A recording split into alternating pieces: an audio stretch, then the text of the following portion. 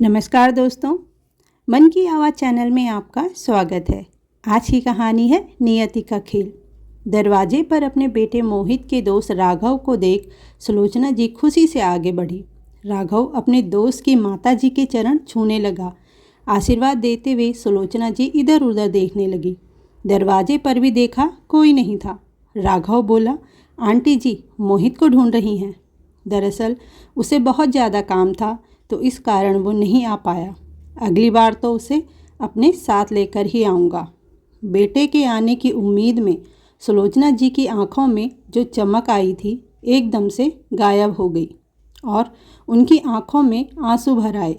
थोड़ी देर में मोहित के बाबूजी भी आ गए। बाबूजी बोले, अरे भाग्यवान, क्यों परेशान होती हो?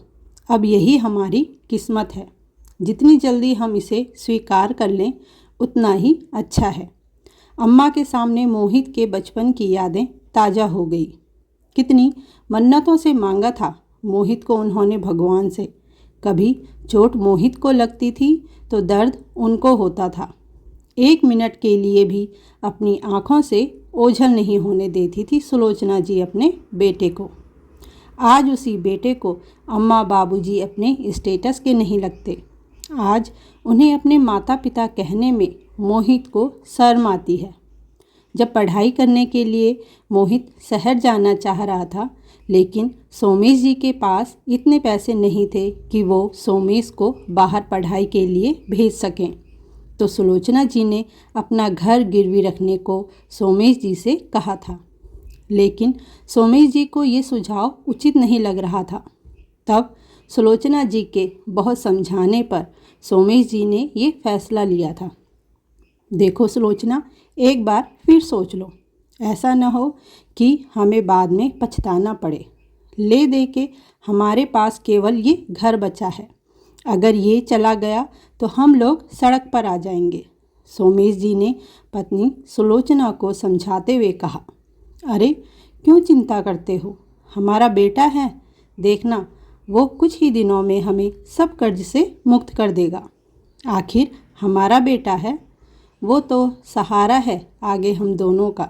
सुलोचना जी की आंखें छलक रही थी। एकाएक सामने अपने बेटे के दोस्त को देख वो अपने अतीत से बाहर आई। सुलोचना जी का स्वास्थ्य धीरे धीरे गिरने लगा था। वो सिर्फ और सिर्फ अपने बेटे की याद में खोई रहती और उसके इंतज़ार में रहती। सोमेश जी हमेशा सुलोचना जी को समझाते, लेकिन माँ तो माँ होती है। सोमेश जी ने बहुत बार फ़ोन पर मोहित को समझाना चाहा, बेटा मोहित, ऐसी तरक्की का क्या फ़ायदा? तुम हम दोनों का इकलौता सहारा हो। कभी तुमने यह भी सोचा है कि तुम्हारी अम्मा और मैं किस हाल में रह रहे हैं? बेटा, तुम्हारे पढ़ाई की खातिर हमने अपना घर गिरवी रखा था, जो अब हमारे हाथ से जाने वाला है। अगर तुम नहीं आ सकते हो तो कम से कम घर को ही छोड़वा दो। अब मुझ में इतनी हिम्मत नहीं है कि मैं कुछ काम कर सकूं। सोमेश जी ने मोहित को समझाना चाहा। बाबूजी, मैं यहाँ बहुत बिज़ी हूँ। अगर एक दिन के लिए भी मैं वहाँ आ जाऊँ तो मेरा नुकसान हो जाएगा। उस नुकसान की भरपाई कौन करेगा? मैं अपना काम छोड़कर आप लोगों से मिलने नहीं आ सकता। और रही पैसों की बात, तो वो मैं यहाँ कमाता ही कितना हूँ जो मैं हर महीने पैसे भेज दूँ। सोमेश जी असहाय से बेटे की बातें सुन रहे थे। लेकिन बेटा, तू इतना पैसा तो कमा ही लेता होगा कि थोड़ा सा अम्मा बाबूजी के लिए भेज सके। तू तो ना ही हमें अपना समय देता है और ना ही पैसा।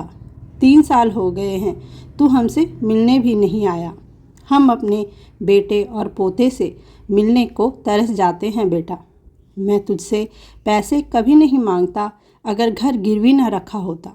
सोमेश जी बोले जा रहे थे, लेकिन मोहित अपने पिता की बातों पर कोई भी दिलचस्पी नहीं दिखा रहा था और थोड़ी देर में फ़ोन काट देता है। मोहित अपने अम्मा और बाबूजी का इकलौता बेटा था। हर काम को लगन से करता था। माँ बाबूजी को पूरा विश्वास था कि उनका बेटा बड़ा होकर उनकी सेवा करेगा। और उनके साथ रहेगा। लेकिन एक बार मोहित शहर पढ़ने गया और वहीं नौकरी करने लगा और वहीं उसने अपने साथ की कोमल से शादी कर ली। कोमल भी प्राइवेट कंपनी में जॉब करती थी। मोहित की तरह कोमल भी नहीं चाहती थी कि अम्मा बाबूजी उनके साथ आकर रहें और ना ही कोमल उन्हें पैसे देने के लिए मोहित से कहती। अगर कभी मोहित गांव चलने को कहता भी तो कोमल उसे जाने ही नहीं देती। जब सोमेश बाप बना तो दोनों की बहुत इच्छा हुई कि वो सोमेश के साथ और अपने पोते के साथ कुछ वक्त गुजारे, लेकिन सोमेश कोई न कोई बहाना बनाकर उन्हें टाल देता था। लोक लाज के कारण मोहित घर को तो नहीं छोड़ा पाया, लेकिन माँ बाबूजी को अपने साथ ले आया। यहाँ पर कोमल दोनों को देख अपनी नाक भौं चढ़ाने लगी। अब आए दिन घर में क्लेश करने लगी थी और मोहित भी कोमल का ही साथ देता और उल्टा माँ बाबूजी को ही 10 बातें सुना देता।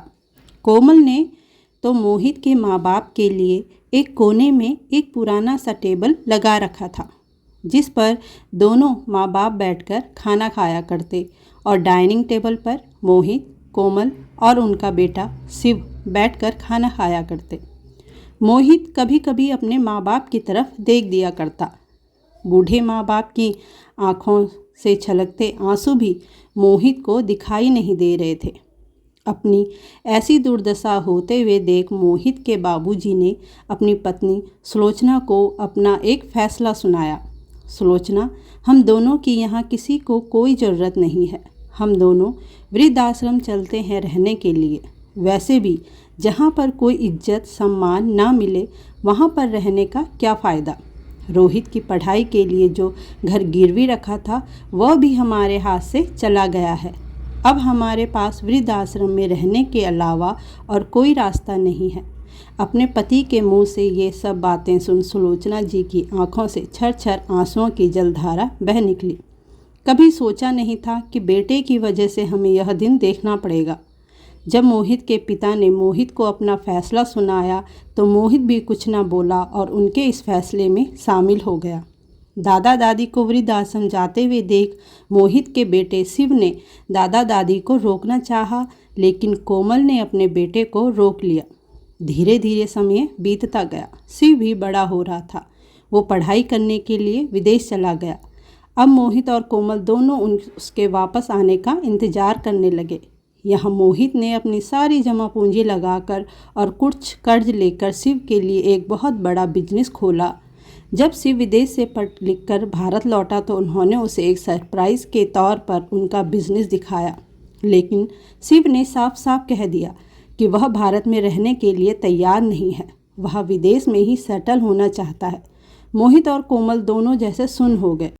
शिव, यह तुम क्या कह रहे हो? कोमल बोलने लगी। हमने तो सोचा था हमारा बेटा बड़ा होकर हमारा सहारा बनेगा, हमारे बिजनेस को आगे बढ़ाएगा। तुम्हें पता भी है इस बिजनेस को खड़ा करने के लिए तेरे पापा ने कितना कर्ज ले रखा है और तू ऐसी बातें कर रहा है। हाँ तो माँ, मैंने थोड़ी कहा था पापा को ये सब करने के लिए। उन्होंने ये सब अपने स्वार्थ के लिए किया है ताकि मैं यहाँ पर रहूँ और उनके बिजनेस के साथ साथ आप दोनों की देखभाल भी कर सकूँ। लेकिन माँ, मैं विदेश में यही एक लड़की से प्यार करता हूँ और उसी के साथ शादी करना चाहता हूँ। उसके पापा का वहाँ पर बहुत बड़ा बिजनेस है। मैं वहीं पर रहकर उनके बिजनेस को संभालना चाहता हूँ। कल सुबह 12 बजे की मेरी फ़्लाइट है। मैं कल ही निकलूँगा। शिव ने अपनी बात स्पष्ट तौर पर कह दी। मोहित और कोमल दोनों को जैसे काटो तो खून नहीं। उन्हें अपने कानों पर विश्वास नहीं हो रहा था। शिव, तुम्हें सेटल करने के लिए हमने इतना बड़ा कर्ज ले रखा है बेटा। अपनी ज़िंदगी भर की कमाई हमने दाव पर लगा दी और अब तुम ही हमें छोड़कर जा रहे हो। क्या कमी थी हमारी परवरिश में जो तुम हमें ये दिन दिखा रहे हो? हम दोनों तुम्हारे बिना नहीं रह सकते मेरे बेटे। कोमल आंखों में आंसू लिए शिव को समझा रही थी। मम्मी, अगर आप दोनों का मन मेरे बिना नहीं लगता तो आप दोनों भी वृद्धाश्रम में जाकर रह सकते हो, जैसे दादा दादी इतने सालों से रह रहे हैं। उनका भी पापा के बगैर मन नहीं लगता था होगा। वो भी अपने बेटे के साथ रहना चाहते थे। उन्होंने भी अपनी सारी जमा पूंजी लगाकर पापा को पढ़ाया लिखाया, और पापा और आपने उनके साथ क्या किया, मैं आप दोनों को देखकर ही तो सीख रहा हूँ सब। जब आपने किया तो वो सही था, और वही अब मैं कर रहा हूँ तो वो गलत कैसे माँ।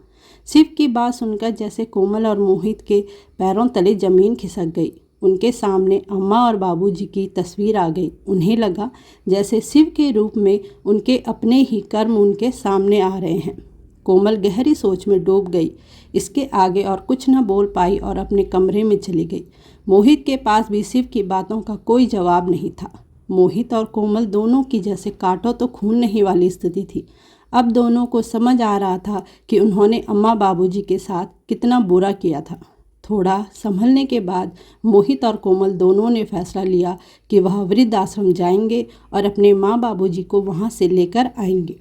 अगले दिन जब वह वृद्ध आश्रम पहुँचे तो उन्हें सामने देखकर अम्मा और बाबूजी की आंखों में चमक आ गई। अम्मा तो यही देखकर खुश थी कि उनसे मिलने आज उनकी बहू आई है। अम्मा बाबूजी का यह व्यवहार देखकर कोमल और मोहित शर्म से ज़मीन पर गड़े जा रहे थे। हमें माफ़ कर दो अम्मा बाबूजी। मोहित और कोमल अम्मा बाबूजी के पैरों पर गिर पड़े। हम आपके गुनहगार हैं। आज तक हमने आप दोनों के बारे में नहीं सोचा, लेकिन आज जब नियति ने हमें खुद उस रास्ते पर खड़ा कर दिया है, तब जाकर आप दोनों का दर्द समझ पा रहे हैं। बाबूजी, आप और अम्मा अब हमारे साथ ही रहेंगे। बहुत सह लिया आपने इस उम्र में, अब और नहीं। दोनों मिलके माँ बाबूजी को घर ले आए। घर आकर देखा तो सामने शिव खड़ा था। कोमल और मोहित के चेहरे पर मुस्कान आ गई। हैरान होते हुए कोमल ने पूछा, बेटा तेरी तो आज 12 बजे की फ़्लाइट थी। मम्मी पापा, मैंने आपसे झूठ बोला था। मेरी कोई फ़्लाइट नहीं थी और मैं अपने ही देश में रहना चाहता हूँ और यहीं आप सबके साथ जीवन जीना चाहता हूँ। मैं जानता था कि आप दोनों मेरे कहने या मेरे समझाने पर दादा दादी को वृद्ध आश्रम से लेकर नहीं आते, इसलिए मुझे ये नाटक करना पड़ा। मैं हमेशा से ही दादा दादी के संपर्क में रहा हूँ और शायद यह उन्हीं के संस्कार हैं जो मैं आपको छोड़कर नहीं जा पा रहा हूँ, क्योंकि अगर वह न होते तो शायद मैं भी आपको छोड़कर चला गया होता। अब आप दोनों को समझ में आ गया होगा कि बच्चों के बिना माँ बाप का क्या हाल होता है। तो माँ, अभी भी यहीं रहूं या विदेश चला जाऊं? शिव ने अपनी माँ के गले में हाथ रखकर कोमल को चिढ़ाया।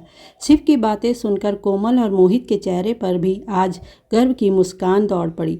हाँ शिव, आज तूने हमारी आंखें खोल दी। अब हम सब मिलकर एक साथ रहेंगे। शिव को अपने दादा दादी का प्यार मिल गया था और अम्मा बाबूजी को अपना परिवार, जिनके साथ वो हमेशा रहना चाहते थे।